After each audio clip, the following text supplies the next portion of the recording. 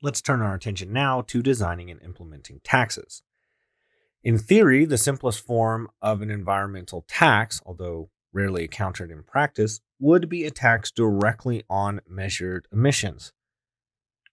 The regulator would measure the amount of emissions the firm is engaging in, apply the tax, and then send them a bill at regular intervals, such as monthly or quarterly.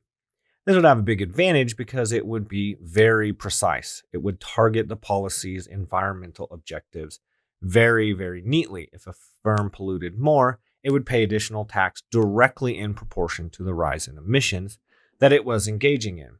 Thus, the polluter would have an incentive to reduce emissions in a way that their least costly per unit of abatement gets reduced as relates to the tax on each unit of residual emissions. The attraction of basing the tax directly on measured emissions would be that the actions the polluter can take to reduce the tax liability are actions that also reduce emissions.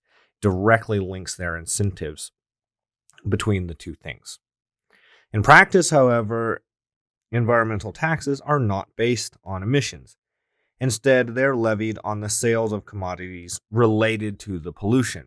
Examples of this would be fuel taxes that proxy for CO2 emissions, taxes on the sulfur content of fuels, taxes on pesticides or fertilizers, or congestion charges.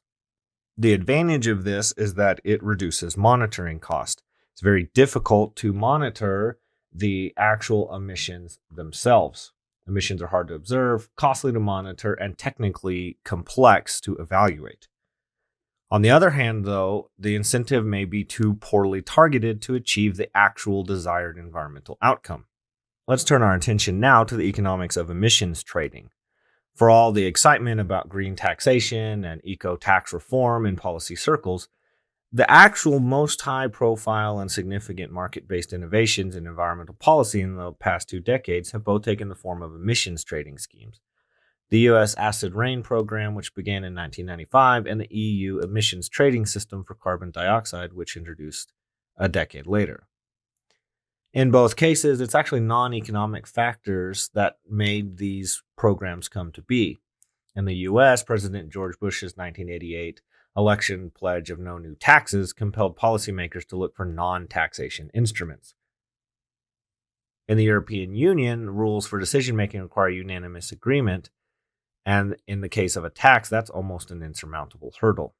In practice, the economic properties of emission taxes and tradable emission permits are remarkably similar. Both depend for their impact on polluters, making essentially the same comparison between financial incentive, the emission tax per ton and the emission permit price per ton respectively, and a firm's marginal abatement cost. This comparison shows the amount of abatement will be worthwhile given the size of the financial incentive. Let's take a look now at this diagram taken from Smith's book on how emission trading works, a simple example with 2 polluting firms. Here on this axis, we have abatement costs for firm A. On this axis, abatement costs for firm B. Here we have the marginal abatement cost for firm B. That's this pink curve.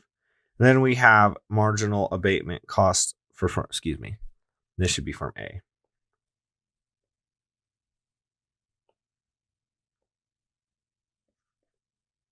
The 2 firms' marginal abatement cost schedules are represented by measuring rightwards from O sub A and leftwards from O sub B, respectively.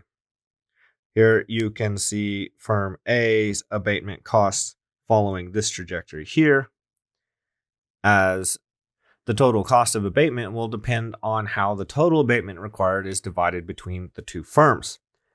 This will be lowest at point A star, where the marginal abatement cost of the 2 firms is the same.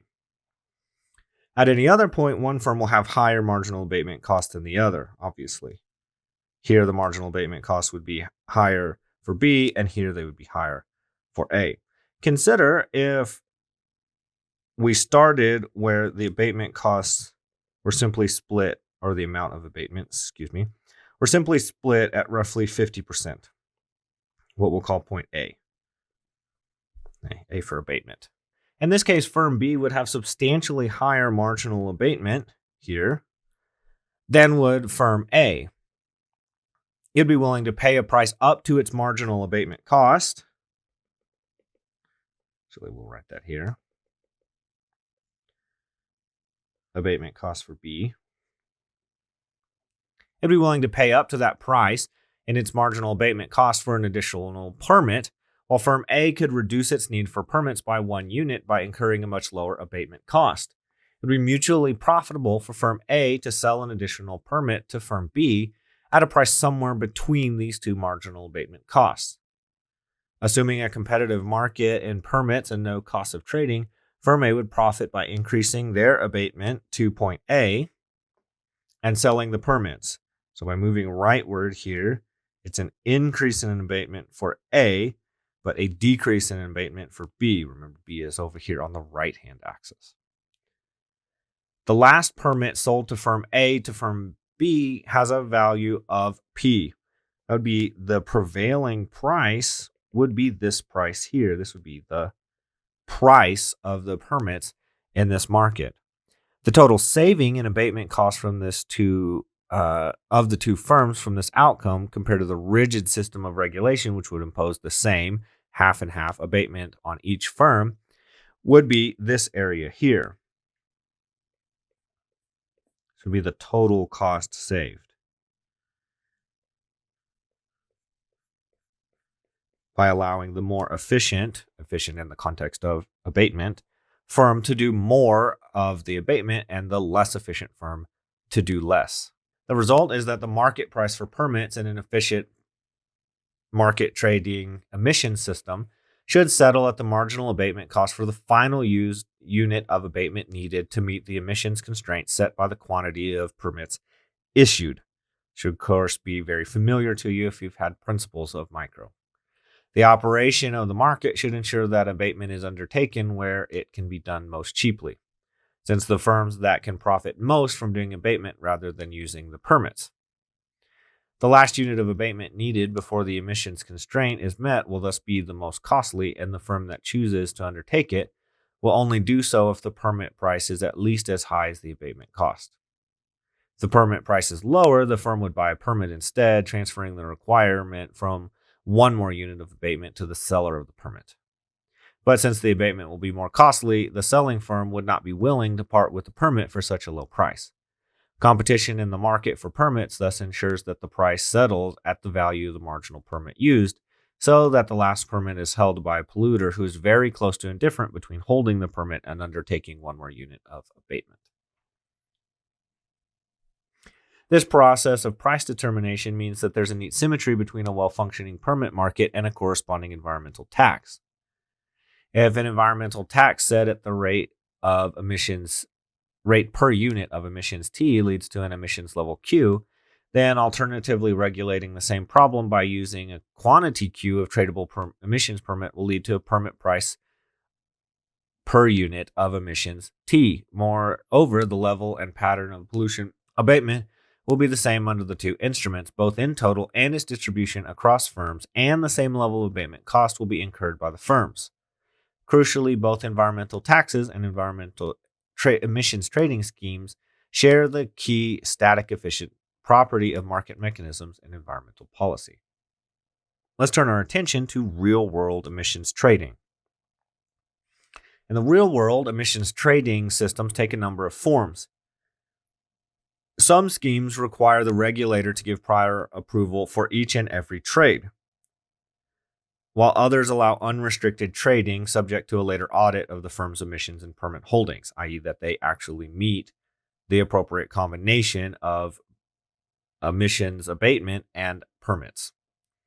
Some schemes limit trading to transaction between firms in the particular industry that's being regulated, while others allow anyone to buy and sell allowances, opening up the possibility of specialist brokers and other types of intermediaries. Finally, some allow unused permits to be stored or banked for another year for use in possible future time periods, while others limit the period of validity for each permit to a given time window, usually a year. Various transaction costs might make the willingness of firms to trade in emissions permit markets different. These include decision-making costs within the firm, such as learning how the market works, deciding whether to abate or buy permits; search costs, finding information about market prices and finding a trading partner; and the cost of any negotiation in the transaction itself. Further, in some cases, the implicit release of commercially sensitive information to competitors about the firm's abatement technology and cost through the very act of trading itself can be prohibitive. Mike Munger classifies transaction costs as having three basic pieces. That is triangulation, transfer, and trust. The triangulation aspect of a transaction cost is the need to find the product that you want to trade or to find the trading partner to whom you want to trade.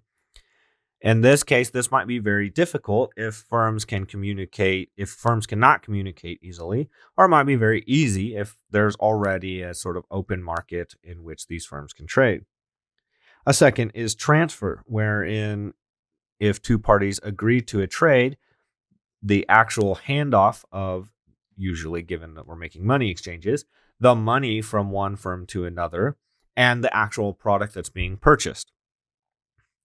In the case of retail stores, this is usually fairly straightforward. This is what registers and checkout systems are for. In this case, the transfer includes a regulatory step that will raise the cost of actually transferring the money and the permits back and forth between the two firms.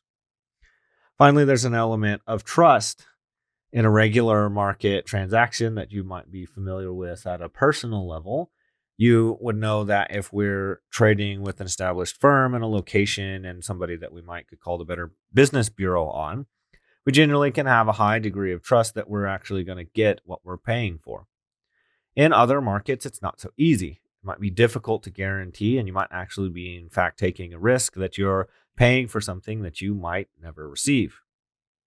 Of course, the reverse is true as well. Firms have to deal with the fact that they might be rendering a good or service to a party that won't eventually pay up on their half. These are the broad categories of transaction costs, all of which apply to environmental firms. Let's turn our attention now to the differences between leveling taxes and engaging in an emissions trading scheme. There are three main criteria over which these two differ. The first is the certainty about price versus quantity. The second is how information is used. And the third is revenue generation versus permits. Environmental taxes provide price certainty. Firms know the tax rate per unit of emissions, but the total amount of emissions are uncertain. So if the regulator really cares about how much actual abatement of the pollution is going to happen, taxes can be very poor in this regard. They give price certainty to the firms that are involved, but the regulator is ultimately guessing about how much pollution is actually going to be abated. Emissions trading provides the opposite. It gives us quantity certainty because we're actually able to set the total emissions via a cap, but the actual permit price will then be developed by the market. Thus, the regulator cannot guarantee the price that these things are being traded at. Second, how the information is used is somewhat different.